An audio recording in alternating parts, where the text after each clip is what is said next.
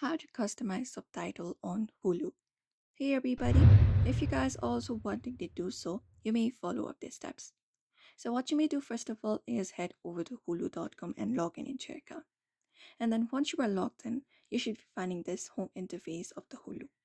Now from here, you may head over to any of the shows available, the one that you like. For example, the Big Bang Theory. You may just go ahead and click on the show that you would like to see. After that, you can start watching by looking for the play option and tap on it. After you click on it, the video starts playing. Now what you need to do is once the video starts playing, you may look out for the settings icon in the bottom right corner of your screen. Click on it, and once you click on it, it will give you different options that you can customize. Let's head over to subtitles for this one. Click on subtitles, click on it. After that, turn it on. And once you do, you can select your language, which language you prefer. And once that is done, if you'd like to customize it, look out for settings icon right below it. Once you click on settings, it will give you different caption options. You can customize it according to your preference, like the font size, the font, etc. After that, change the color and everything and customize it according to your own preference, and that's it.